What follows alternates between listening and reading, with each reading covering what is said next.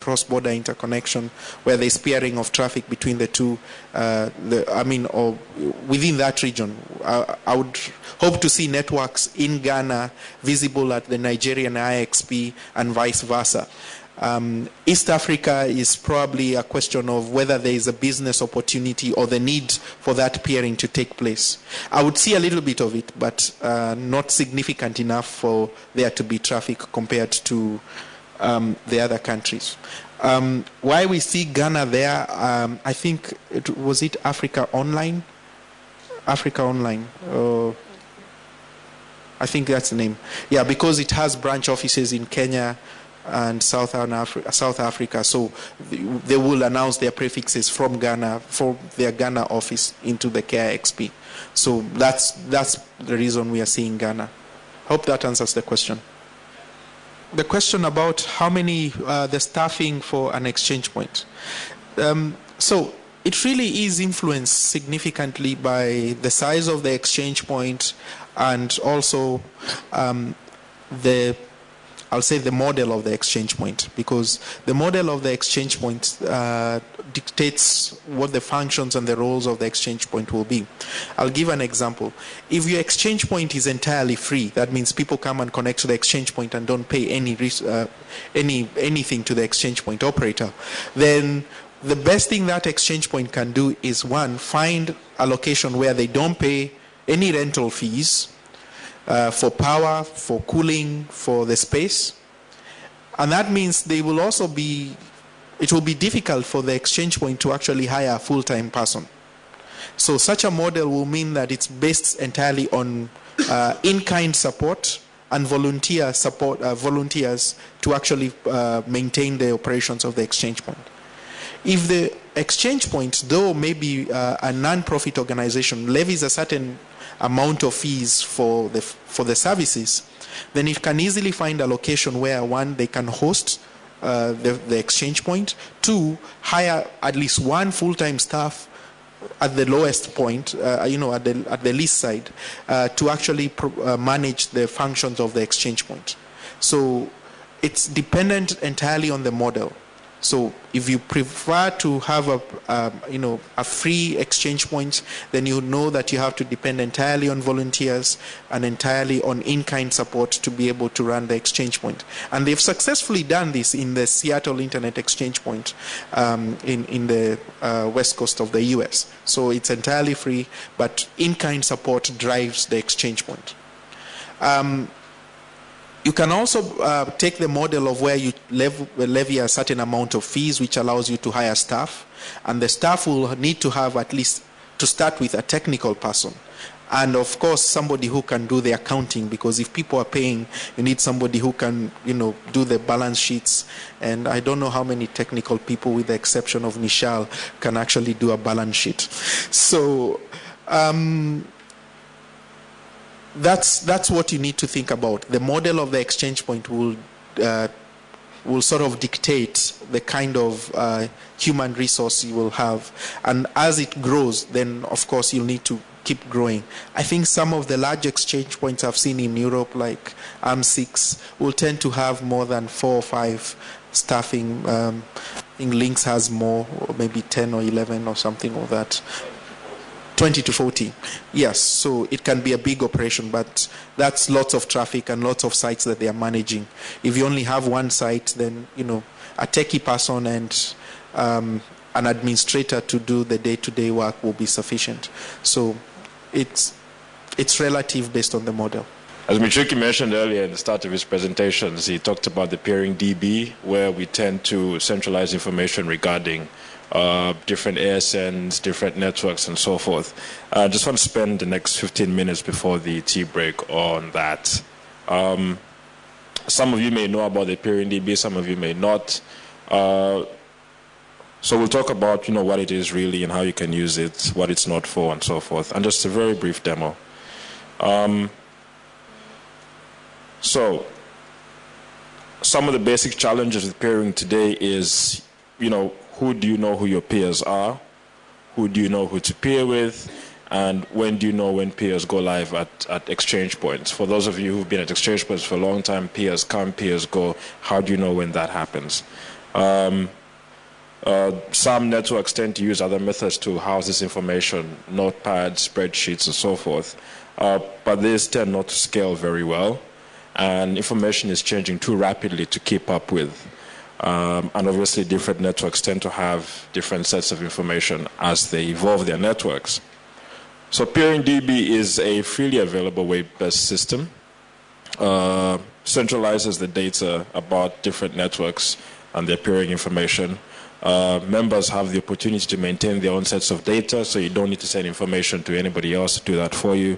It's easy to maintain and keep current, and obviously allows you to search for a multitude of information and so forth.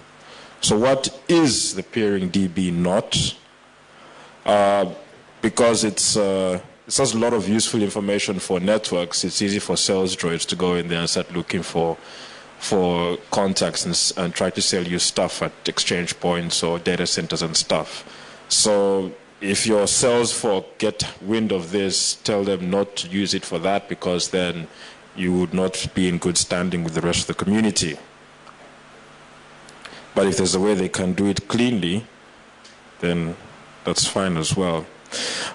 So how do you tend to use it? It's a very simple web-based interface. The PeeringDB folks would create an account for you and then approve it. I think it's anywhere from 24 to 48 hours, give or take. You would have read-only or read and write, depending on your privileges and so forth. When you do the registration, obviously it's recommended that you have some kind of email address at work or somewhere else where they can easily reach you for validation and stuff. And it's really gained a lot of popularity in the community as a central location for this type of information. So peering coordinators, I think Michuki and Nishal and Bill have spoken about this already. Basically very useful for them if you have them, or your network engineers who double up as peering coordinators, to identify peers, to identify locations, to see where there's growth, and also to do your own traffic engineering and match that traffic engineering information against ASNs you have in the peering database and so on. So the person who's really mostly dealing with your peering strategy would be using this database extremely extensively. Okay. So currency, no, that's not money. It's basically the best thing you could do for your network in terms of keeping it up to date, because a lot of folks reference PeeringDB.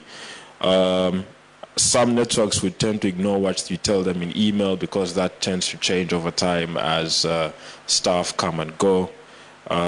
But the PeeringDB is authoritative in that respect. So keeping it up to date is really easy, and you need to do that as you continue to use it. Right. So a quick demo, if I can get a browser going. So that's the PeeringDB.com. It's a very simple, very easy tool. For those of you who are doing quick searches and you know what ASN you're looking for, let's take Mike's ASN, for example. This should be a good one to look at really quickly. You could do, let's see if I remember that one, 15169. Sorry. I'll buy you beer later. Okay, so this is Google's PeeringDB information. So you basically key in, the AS number.peeringdb.com, and it will load a lot of good information there. So as you can see, the company name, their alias, websites, AS number, registry records, if you use that for RPSL and things like that, type of network, number of prefixes they announce, traffic levels, obviously they won't tell us, scope of operation and so forth. Some brief information here about basic peering policy and stuff like that. This might not necessarily be extensive, or it could be extensive, depends on the company. And some other good information about that. General policy tends to be selective, multiple locations are preferred for peering and so forth. Contact information, there's Mike over there for EMEA. and Jake Chin, whom I work with for the Asia Pac region and so forth. So a lot of the good information is in there: NOC contacts, phone numbers, and so forth. As you can see, they support both IPv4 and IPv6. And here on the right top is where you can find them at the public exchange points. And for locations where they'll appear privately, these are some of the exchange points or data centers as well.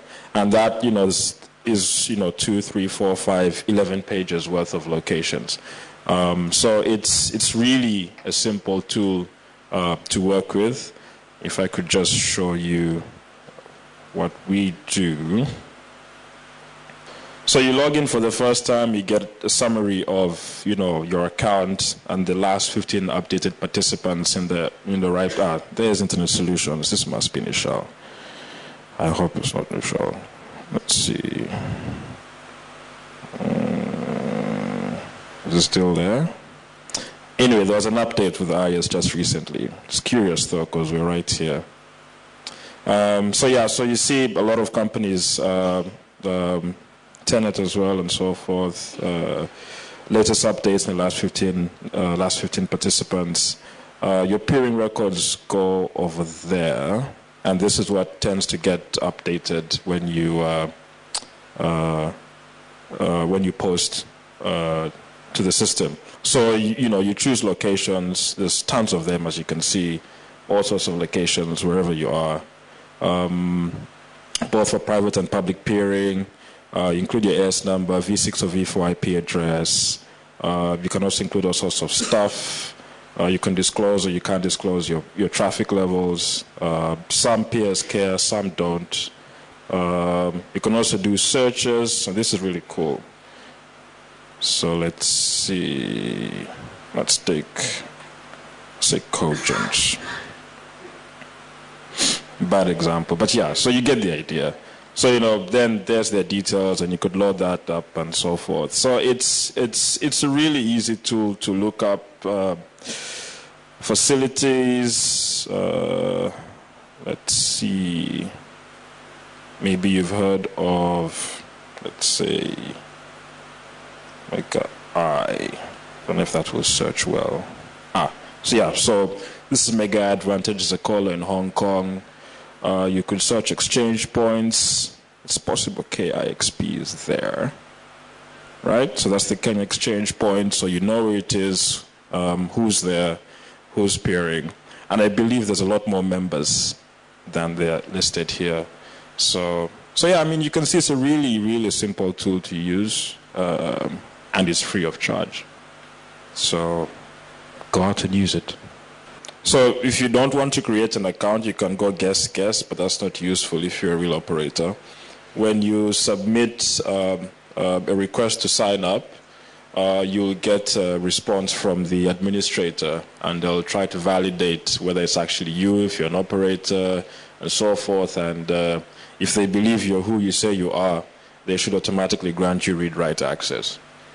I don't know when they would grant you read-only, because I haven't come across that, but I'm guessing there are some situations. It's varying from one country to another. So in Kenya, for instance, the incumbent operators are peering, but their link is full. Their link is full, so they need to upgrade. That's their problem, that when their link fills up, they're not very quick in upgrading.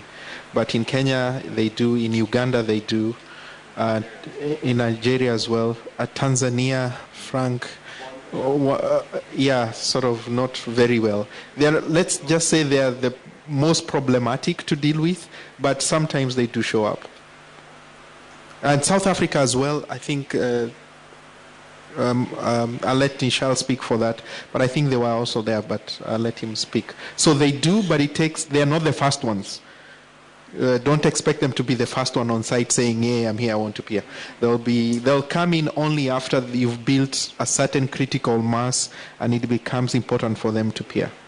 I think I had a brief discussion with Juki about this last year, and I think with the exception of a few markets like South Africa and maybe Egypt, right now the exchange point peering in most of Africa hasn't advanced to that stage where operators tend to be extremely selective at for most of the time now, we're just happy to peer